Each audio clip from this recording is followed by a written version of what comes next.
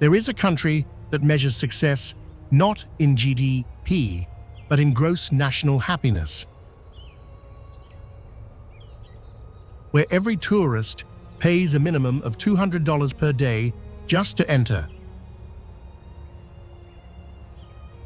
where plastic bags are banned and tobacco sales are illegal, where 72% of the land remains forested by constitutional mandate, and where the government prioritizes environmental conservation and cultural preservation over economic growth.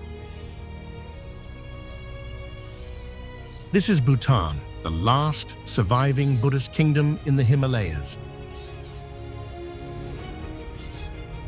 A nation of 750,000 people, wedged between India and China, that has somehow maintained independence,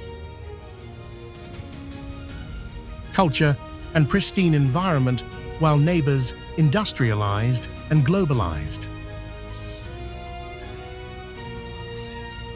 The protection is not military, but philosophical, with policies designed to shield the country from the mass tourism, cultural erosion, and environmental destruction that modernization brought to Nepal, Sikkim, and Tibet. Bhutan is not isolated, but insulated, controlling access through tourism fees that limit visitor numbers, requiring cultural respect through dress codes and behavior standards, and protecting the environment through constitutional provisions that prohibit deforestation and require carbon neutrality. The question is not why Bhutan protects itself. The question is how long these protections can survive when the world wants what Bhutan has. Untouched mountains, authentic culture, and happiness measured by something other than money. Subscribe to Global Lux Journeys and discover why Bhutan remains the world's most carefully guarded paradise.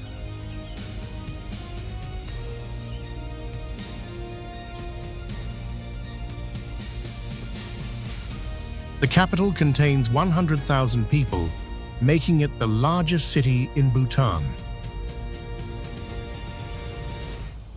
Though it feels more like a large town with low-rise buildings, traditional architecture, and no traffic lights, despite being the political and economic center. The city sits in a valley at 2,300 meters elevation, with prayer flags strung across the Thimphu River and zongs overlooking the streets from hillsides above. The main street contains shops selling handicrafts, textiles, and traditional clothing, with the government requiring buildings to follow Bhutanese architectural styles, creating visual unity. The weekend market brings farmers from surrounding valleys selling vegetables, chilies, cheese, and dried meat in stalls where transactions happen in Ngultrum and bargaining is expected. The capital represents Bhutan's modernization, with internet cafes and mobile phones, coexisting with traditional dress and Buddhist values, creating a culture that is simultaneously connected to the world and separate from it.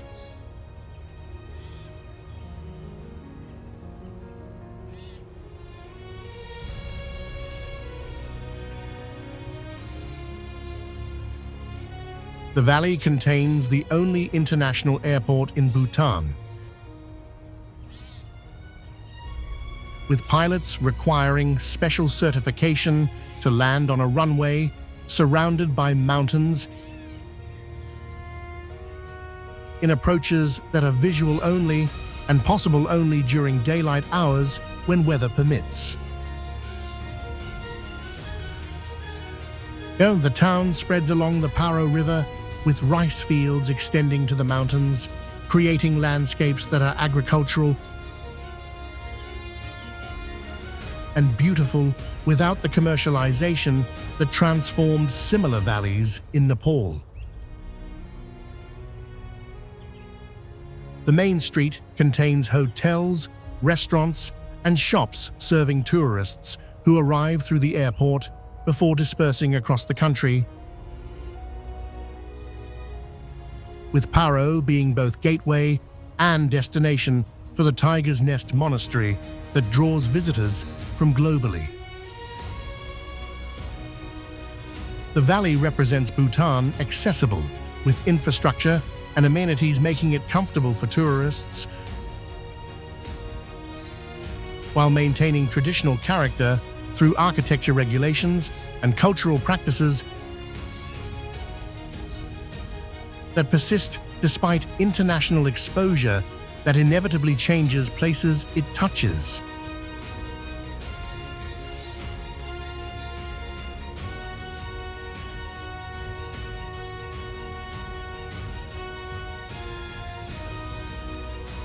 The monastery clings to a cliff face 900 meters above the Paro Valley. It's accessible only by hiking trail that climbs through pine forests before emerging at the complex that appears to be suspended in space with the buildings attached to vertical rock faces. The monastery was built in 1692 on the cave where Guru Rinpoche meditated for 3 years, 3 months and 3 days in the 8th century. Flying here on the back of a tigress, according to legend, that gives the monastery its name. And the hike takes 3 to 4 hours, ascending through switchbacks that test fitness at altitudes exceeding 3,000 meters, where the air is thin and the exertion is real. The monastery is active with monks in residence, though the temple access requires removing shoes and prohibits photography inside spaces where butter lamps illuminate murals and statues in dim light that creates atmosphere modern lighting would destroy. The monastery represents Bhutanese spirituality made architecture, with the improbable location demonstrating that devotion transcends rational considerations about where to build.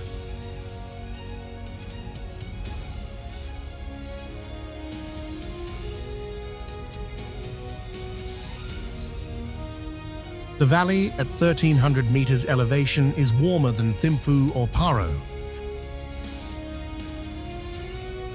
with the lower altitude allowing rice cultivation and subtropical vegetation, creating landscapes that are green and lush, rather than the cooler browns and grays of higher valleys. The town serves as winter capital historically when kings moved from Thimphu to escape the cold.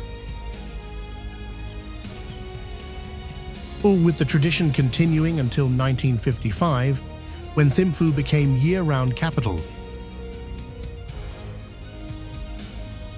The valley is beautiful, with the Punahadzong sitting at the confluence of 2 rivers in a position that is strategic and scenic simultaneously, controlling the valley while creating one of Bhutan's most photographed structures.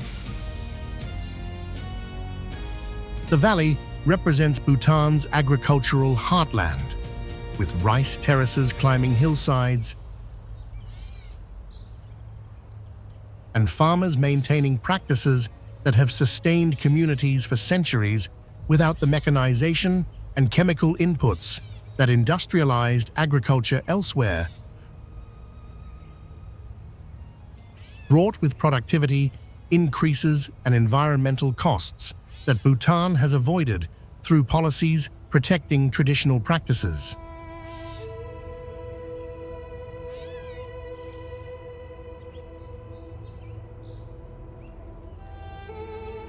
The fortress monastery sits at the confluence of the Pho-chu and Mo-chu rivers, with the position being defensible and sacred simultaneously, as Bhutanese tradition considers river confluences to be powerful locations. The dzong was built in 1637 and served as Bhutan's capital until 1955, with the architecture being the finest example of Bhutanese fortress design, with whitewashed walls, golden roofs, and courtyards containing temples and administrative offices. The dzong houses the sacred relics of the southern Drukpa lineage of Buddhism, with the central tower containing the preserved body of Shabdrung Ngawang Namgyal, who unified Bhutan in the 17th century. The jacaranda trees in the courtyard bloom in spring with purple flowers, creating scenes that are genuinely spectacular when the blossoms cover the trees and fall across the white walls. The dzong represents Bhutanese architecture and Buddhism made manifest, with the structure being simultaneously a fortress, monastery, and government center in a combination that defines Bhutanese institutions.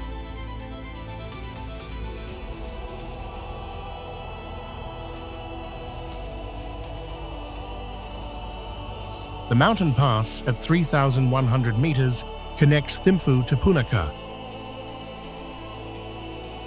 with the road climbing through pine forests before emerging at the pass, where 108 memorial chortens were built to honor Bhutanese soldiers who died in 2003 military operations against Indian militants using Bhutan as a base. The chortens are arranged in concentric circles around a central stupa, creating a memorial that is visually striking and spiritually significant in a culture where the number 108 is sacred. The pass provides views of the eastern Himalayas when weather permits, with peaks exceeding 7,000 meters visible on clear days when the clouds lift and the air is transparent. The pass represents Bhutanese sovereignty defended, with the memorial acknowledging that protection requires sacrifice and that maintaining independence between India and China demands vigilance that occasionally requires force, despite Buddhism's emphasis on non-violence.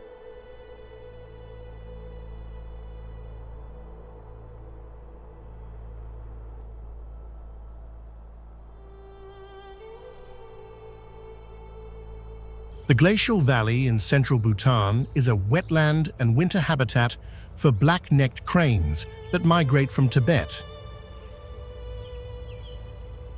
arriving in late October and departing in March to breed on the Tibetan Plateau.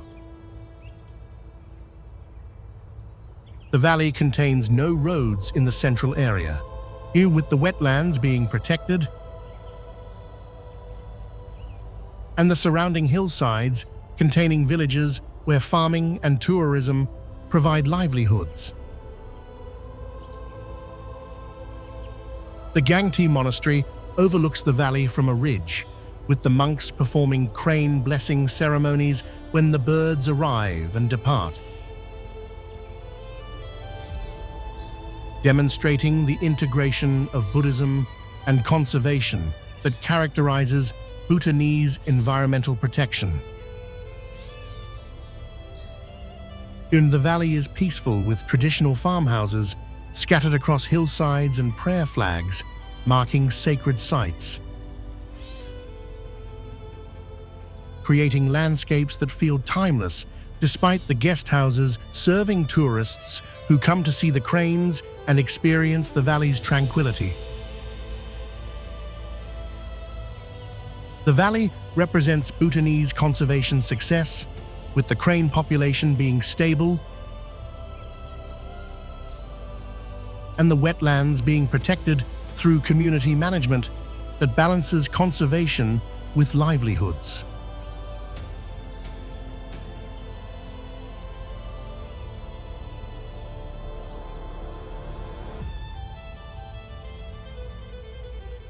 The monastery on the ridge above Phobjikha Valley is the largest Nyingma monastery in Bhutan.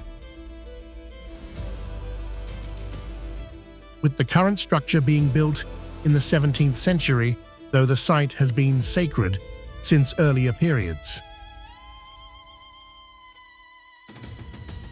The monastery contains temples, monks' quarters, and a monastic school where young monks study Buddhist philosophy, Dzongkha language, and traditional arts in an education that combines religious training with practical skills. The monastery commands views across the Phobjikha Valley, with the position being chosen for the vistas and for the isolation that allows contemplative practice away from the distractions that populated areas inevitably provide. The monastery is active with daily prayers and rituals, continuing practices that have been performed for centuries, creating continuity that connects contemporary monks to lineages extending back through Tibetan Buddhist history. The monastery represents Bhutanese monasticism, with the institution being central to cultural identity and the monks being respected members of communities despite the celibacy and detachment that their vows require.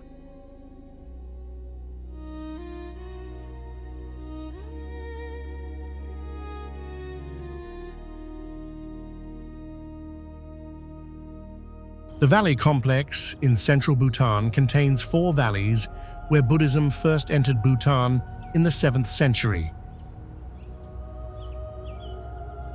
making the region sacred and historically significant beyond the temples and monasteries that mark the landscape.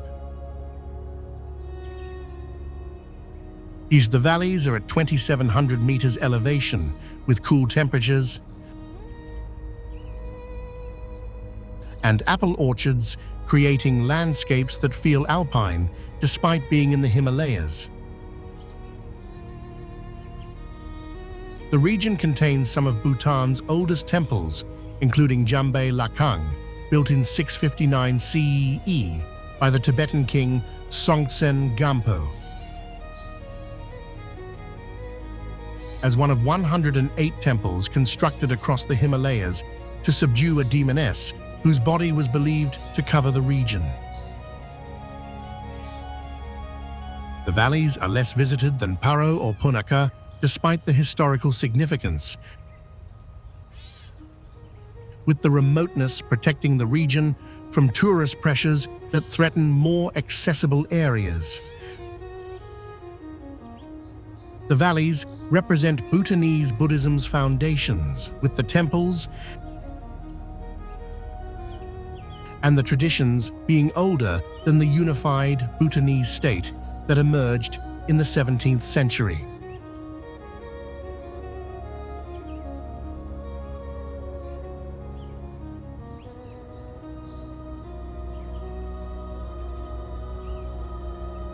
The town sits on a ridge at 2,200 meters, with the Trongsa Dzong dominating the hillside, controlling the east-west route through central Bhutan. In a position that made Trongsa strategically crucial when different regions competed for power before unification. The Dzong is the largest in Bhutan, with the complex extending along the ridge in levels connected by stairs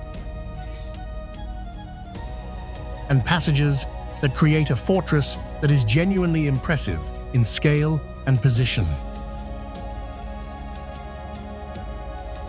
The town below the Dzong is small, with a main street containing shops and hotels. With the population being modest despite the historical importance. From the Ta Dzong watchtower above the main Dzong houses, a museum displaying royal artifacts and explaining how the Trongsa governors became the Wangchuck dynasty that has ruled Bhutan since 1907. The town represents Bhutanese history and geography, with the position explaining why this unlikely location became powerful and why controlling Trongsa meant controlling central Bhutan in the centuries before. Roads made the strategic calculus different.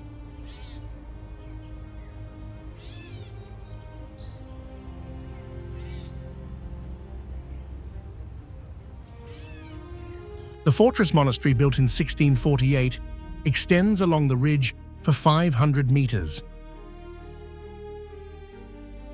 with the buildings cascading down the hillside in levels that create one of the most visually impressive dzongs in Bhutan.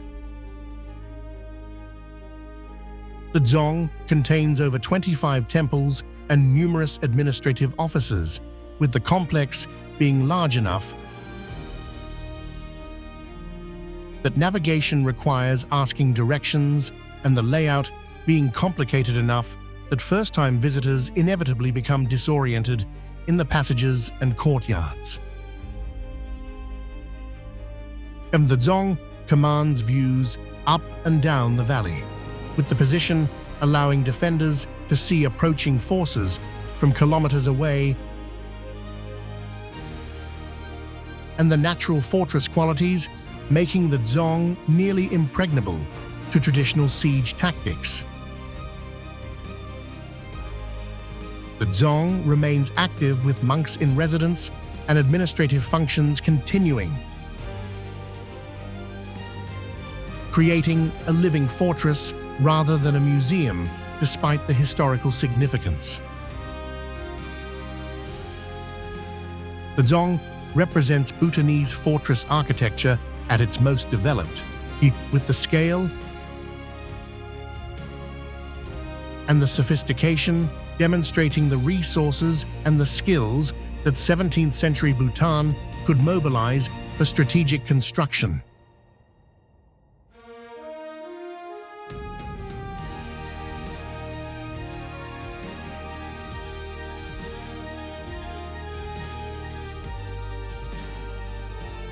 The town sits 1,300 meters at the confluence of two rivers. With the position being similar to Punakha, though the town being less developed and less visited, despite the strategic and commercial importance. The Dzong burned in 2012, with the fire destroying the historic structure and the sacred relics in it, with the rebuilding being underway. Using traditional techniques and materials in reconstruction that will take years to complete. The town serves as a transit point for travelers moving between western and central Bhutan, with hotels and restaurants supporting the passing traffic, though the town itself has limited attractions beyond the Dzong reconstruction site. The town represents Bhutanese challenges maintaining heritage, with the fire demonstrating that traditional wooden architecture is vulnerable despite the beauty and the cultural significance, while the reconstruction demonstrates the commitment to preserving traditions even when modern materials would be easier and cheaper.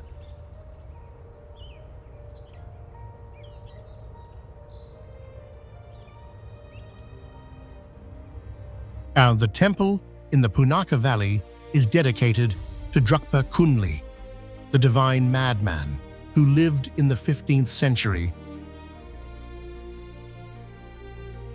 and taught Buddhism through unconventional methods, including songs, jokes, and sexual imagery that scandalized Orthodox monks but connected with common people. The temple is a fertility shrine where couples seeking children come to receive blessings from the monks. With the phallus symbols throughout the temple reflecting the divine madman's unorthodox teachings and his reputation for using sexuality to demonstrate Buddhist principles about attachment and transcendence. The walk to the temple crosses rice fields, with the path being pleasant and the approach being less imposing than the fortresses that dominate other valleys. The temple represents Bhutanese Buddhism's diversity, with the divine madman tradition being respected, alongside more conventional monastic practices, and the phallus imagery being culturally acceptable despite seeming shocking to outsiders unfamiliar with the religious context.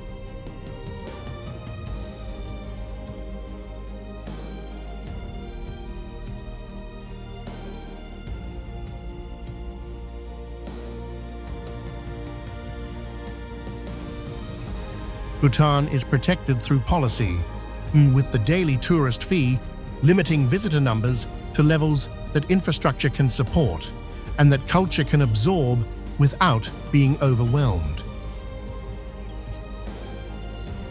Environmental protection is constitutional, with 60% forest cover being required by law, and carbon neutrality being achieved through hydropower exports, offsetting emissions. The cultural protection is legislative, with architecture codes requiring traditional designs and dress codes requiring Go and Kira in schools and government offices. The protection works but creates tensions, with young people questioning whether tradition should constrain modernity and whether happiness can be measured when material aspirations are discouraged. The protection is expensive, with the tourism revenue being necessary to fund conservation and development without resource extraction that would damage the environment. The question is whether Bhutan can maintain the protection when the world it is protecting against is increasingly connected. When internet and television expose the population to alternatives, and when climate change is melting the glaciers that feed the rivers, regardless of Bhutan's carbon neutrality. Bhutan is the most protected country on Earth because it chose protection over growth, culture over commerce, and happiness over GDP. Whether those choices remain sustainable is the question that the next decades will answer. And subscribe to Global Lux Journeys for more explorations of the world's most extraordinary places, where tradition and tomorrow meet in landscapes that remain pristine because someone chose protection over profit.